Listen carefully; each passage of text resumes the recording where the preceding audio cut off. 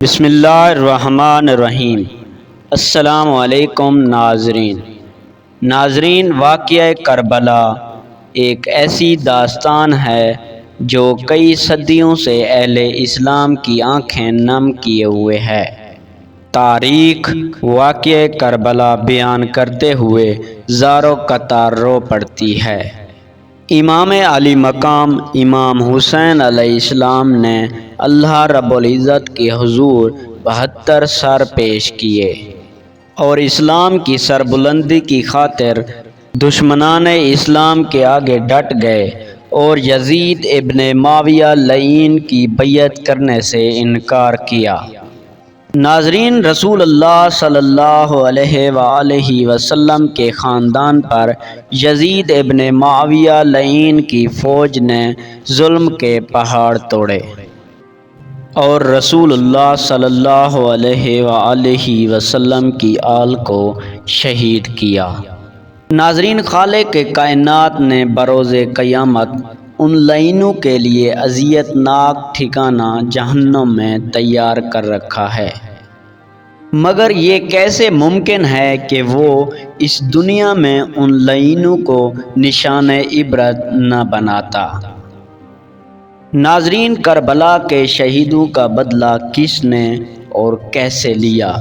قاتلان امام حسین ابن علی علیہ السلام کو کس نے اور کیسے مارا اور ان کا عبرت ناک انجام کیسے ہوا؟ یہی ہماری آج کی ویڈیو کا موضوع ہوگا۔ اور ویڈیو میں آگے بڑھنے سے پہلے اگر آپ ہمارے چینل پر نئے ہیں، برائے مہربانی آپ ہمارے چینل کو سبسکرائب کریں تاکہ آپ کو اسلام کے متعلق، اسلام کی ہسٹری کے متعلق ویڈیوز ملتی رہیں۔ ناظرین، خلیفہ عبد الملک بن مروان کے زمانہ خلافت میں مختار بن عبید ثقفی کو تسلط حاصل ہوا۔ اس نے کہا کہ میں امام حسین علیہ السلام کے قاتلین میں سے کسی ایک کو بھی دنیا میں چلتے پھرتے نہیں رہنے دوں گا۔ اگر میں ایسا نہ کروں تو مجھ پر اللہ اور رسول اللہ صلی اللہ علیہ وآلہ وسلم کی لعنت ہو۔ پھر اس نے لوگوں سے کہا کہ مجھے ہر اس شخص کا نام اور پتہ بتاؤ جو امام حسین علیہ السلام کے مقابلے میں کربلا گیا تھا۔ لوگوں نے بتانا شروع کیا اور مختار ثقفی نے ایک ایک کو قتل کرنا اور سولی پر لٹکانا شروع کیا۔ مختار ثقفی نے کہا کہ میں کل ایک ایسے شخص کو قتل کروں گا جس سے میرے اس کام سے تمام مومنین، ملائکہ اور مقربین خوش ہوں گے۔ حیثم بن اسود مخی اس وقت مختار کے پاس بیٹھا ہوا تھا۔ وہ سمجھ گیا کہ کل ابن سعد مارا جائے گا۔ مکان پر آ کر اس نے رات میں اپنے بیٹے کو ابن سعد کے پاس بھیج کر اطلاع کر دی کہ کل تمہیں مختار ثقفی قتل کرنا چاہتا ہے، تم اپنی حفاظت کا انتظام کر لو۔ مگر مختار ثقفی اپنے خروج کے ابتدائی زمانہ میں ابن سعد سے اخلاق کے ساتھ پیش آتا تھا، اس لیے اس نے کہا کہ مختار ہمیں نہیں قتل کرے گا۔ دوسرے دن مختار ثقفی نے ابن سعد کو بلانے کے لیے اپنا آدمی بھیجا تو اس نے اپنے بیٹے حفص کو بھیج دیا۔ مختار ثقفی نے اس سے پوچھا کہ تیرا باپ کہاں ہے؟ اس نے کہا کہ وہ خلوت نشیں ہو گیا ہے، اب وہ گھر سے باہر نہیں نکلتا۔ مختار نے کہا کہ اب وہ حکومت کہاں ہے جس کے لیے فرزند رسول صلی اللہ علیہ وآلہ وسلم کا خون بہایا تھا؟ اب کیوں وہ دستے بردار ہو کر بیٹھا ہے؟ حضرت امام حسین علیہ السلام کی شہادت کے دن وہ کیوں خانہ نشین نہیں ہوا تھا؟ مختار ثقفی نے اپنے کوتوال کو بھیجا اور کہا کہ وہ ابن سعد کا سر کاٹ کر لے آئے۔ اس کا کوتوال گیا اور ابن سعد کا سر کاٹا اور اپنے قبا کے دامن میں چھپا کر مختار ثقفی کے پاس لے آیا اور اس کے سامنے رکھ دیا۔ مختار ثقفی نے حفص سے پوچھا، جانتے ہو کہ یہ کس کا سر ہے؟ اس نے اِنَّ لِلَّهِ وَإِنَّا إِلَيْهِ رَاجِعُونَ پڑھی اور کہا کہ یہ میرے باپ کا سر ہے اور اب اس کے بعد زندگی میں کوئی مزہ نہیں۔ مختار نے کہا کہ تم زندہ بھی نہیں رہو گے، لہٰذا مختار نے اس کے بیٹے کو بھی قتل کرا دیا اور کہا کہ باپ کا سر امام حسین علیہ السلام کا بدلہ ہے اور بیٹے کا سر شہزادہ علی اکبر کا بدلہ ہے، اگرچہ وہ ان کے برابر نہیں ہو سکتے۔ خدا کی قسم، میں اہل قریش کے 3 دستے بھی قتل کر ڈالوں پھر بھی وہ حضرت امام حسین علیہ السلام کی انگلیوں کے برابر بھی نہیں ہو سکتے۔ پھر مختار ثقفی نے ان دونوں کے سر حضرت امام حسین علیہ السلام کے بھائی حضرت محمد بن حنفیہ کو بھیج دیے۔ ناظرین، خولی بن یزید وہ بدبخت ترین شخص تھا جس نے امام علی مقام امام حسین علیہ السلام کے سر مبارک کو آپ کے جسم اقدس سے جدا کیا تھا۔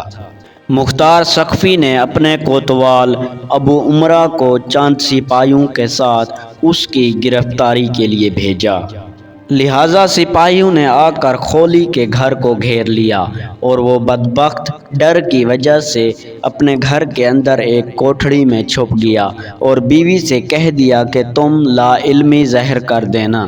کوتوال نے خولی کے گھر کی تلاشی کا حکم دیا۔ اس کی بیوی باہر نکل آئی، اس سے پوچھا گیا کہ تمہارا شوہر کہاں ہے؟ کیونکہ جس وقت سے خولی بن یزید امام حسین علیہ السلام کا سر مبارک اپنے گھر لایا تھا، اس کی بیوی اس وقت سے اس کی دشمن ہو گئی تھی۔ وہ باہر نکل آئی، اس نے زبان سے کہا کہ میرا شوہر یہاں نہیں ہے، لیکن ہاتھ کے اشارے سے اس نے اس کے چھپنے کی جگہ بتا دی۔ سپاہی اس مقام پر پہنچے تو دیکھا سر پر ایک ٹوکرا رکھے ہوئے زمین پر چپکا ہوا ہے۔ اس کو گرفتار کر کے لا رہے تھے کہ مختار ثقفی کوفہ کی سیر کے لیے نکلا اور راستے میں ان سے ملا۔ مختار ثقفی کے حکم سے خولی کے گھر والوں کو بلایا گیا اور ان سب کے سامنے شاہراہ عام پر خولی کا قتل کر دیا گیا اور پھر اس کو جلا دیا گیا، اور جب تک اس کی لاش جل کر راکھ نہیں ہو گئی مختار کھڑا رہا۔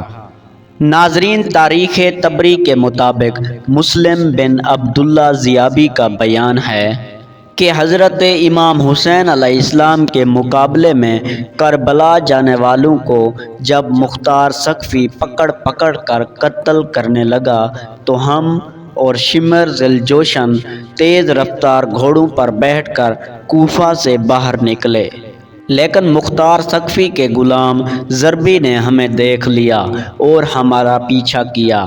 ہم نے گھوڑوں کو تیز دوڑایا مگر ضربی ہمارے قریب آ گیا۔ شمر نے ہم سے کہا کہ تم گھوڑے کو ایڑ لگا کر ہم سے دور ہو جاؤ، شاید یہ غلام میری طاق میں آ رہا ہے۔ ہم اپنے گھوڑے کو ایڑ لگا کر گھوڑے کو تیز بھگایا اور شمر سے دور ہو گئے۔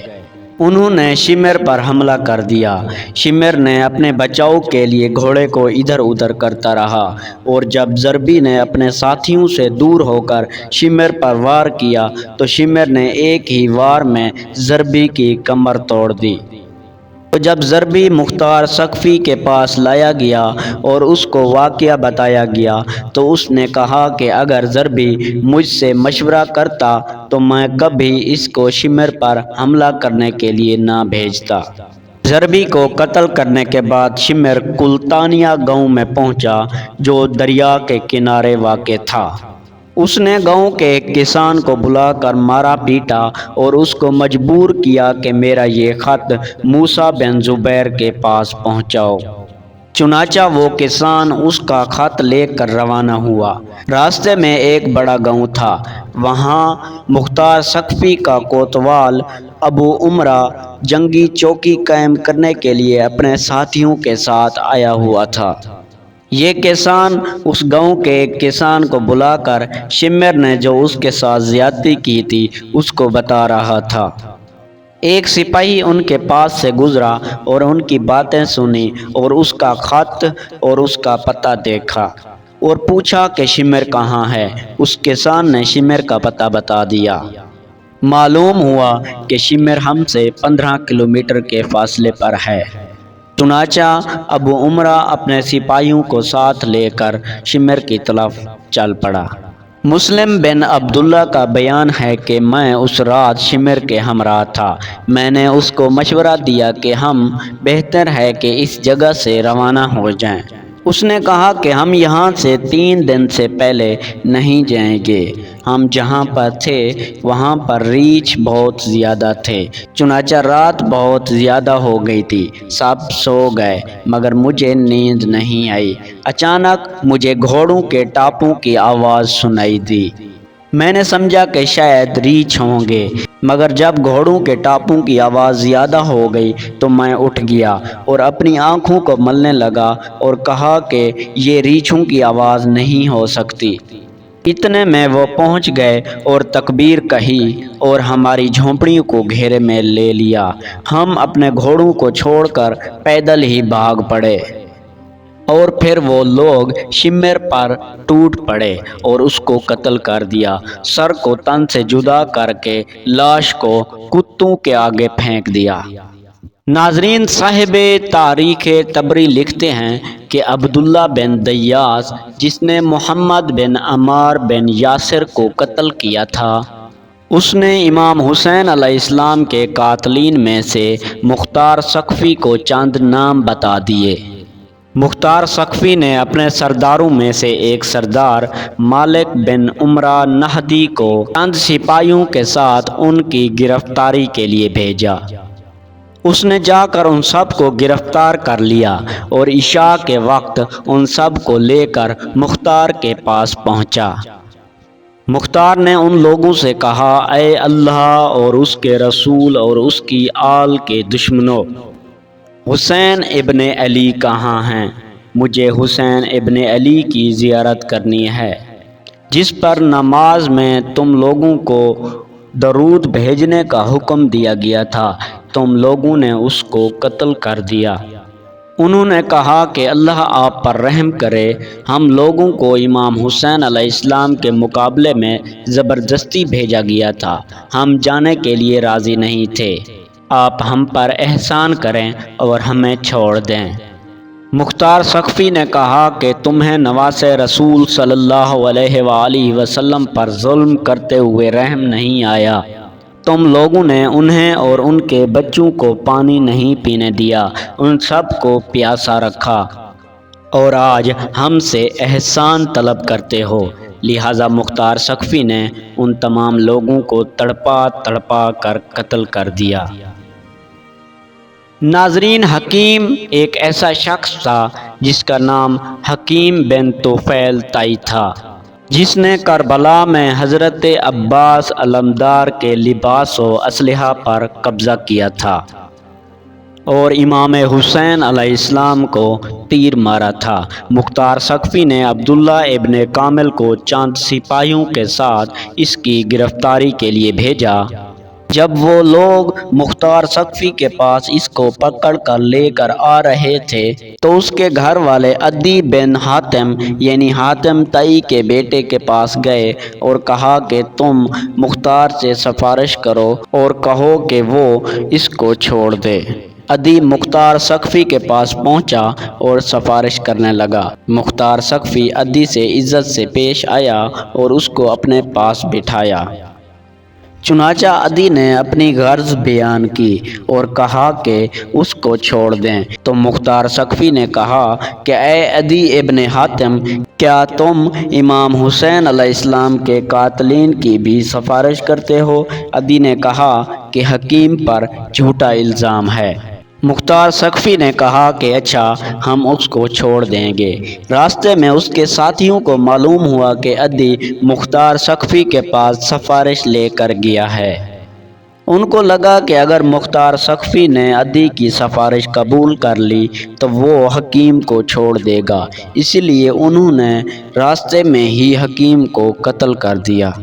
اس حکیم کو ایک کمرے میں بند کر کے کہا کہ تم نے حضرت عباس علمدار کے کپڑے اتارے تھے، ہم بھی تمہارے کپڑے اتارتے ہیں۔ لہٰذا ان سپاہیوں نے اس کو مکمل ننگا کر دیا اور کہا کہ تم نے امام حسین علیہ السلام کو تیر مارے تھے، ہم بھی تمہیں تیر مارتے ہیں، اور انہوں نے تیر مار مار کر اس کو ہلاک کر دیا۔ ناظرین، ایک شخص جس کا نام زید بن رکات تھا، اس بدبخت نے حضرت عبداللہ بن مسلم بن عقیل کو تیر مارا تھا جو ان کی پیشانی میں لگا تھا۔ انہوں نے پیشانی کو بچانے کے لیے اپنا ہاتھ پیشانی پر رکھا تو تیر اتنا تیز تھا کہ ہاتھ بھی پیشانی کے ساتھ پیوست ہو گیا، اور کوشش کے باوجود جب ان کا ہاتھ پیشانی سے جدا نہ ہوا تو انہوں نے بارگاہ الہی میں دعا کی کہ جیسے ہمارے دشمنوں نے ہمیں ذلیل کیا ہے تو بھی اسی طرح ان کو ذلیل و رسوا کر۔ پھر زید بن رکات نے ان کے پیٹ میں ایک تیر مارا جس سے وہ شہید ہو گئے۔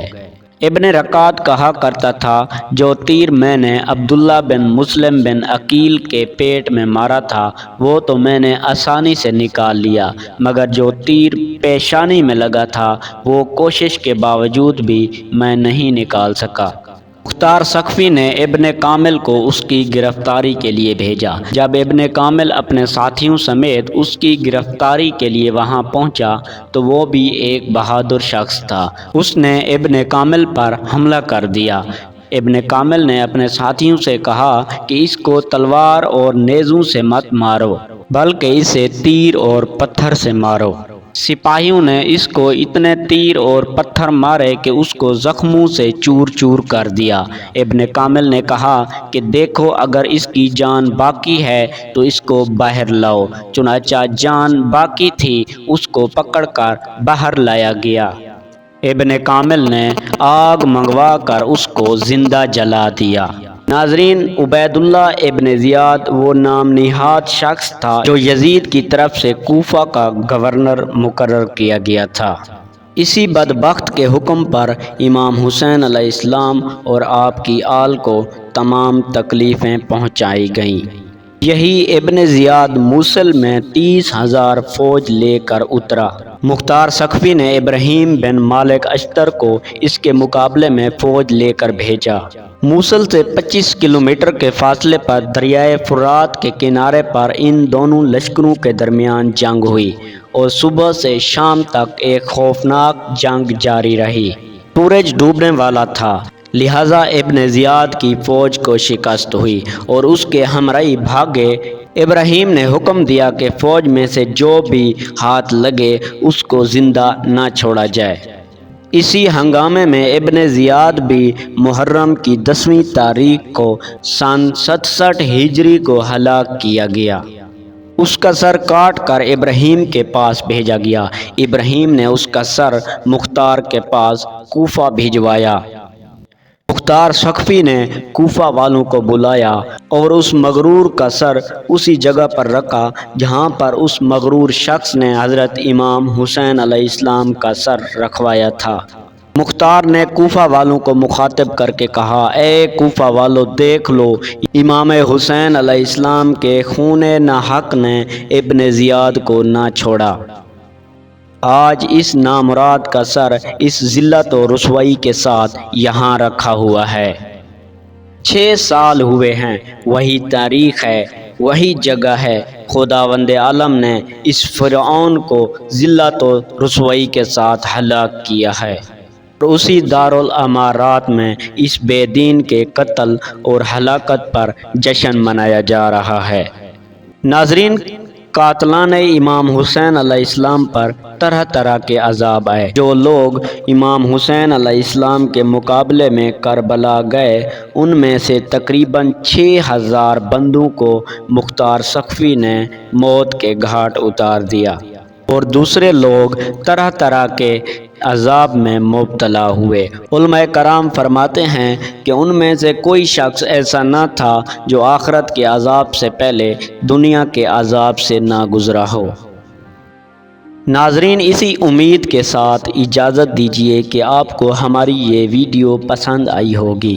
تو ملتے ہیں بہت جلد تاریخی تحقیقی اسلامی ویڈیو کے ساتھ۔ اللہ حافظ۔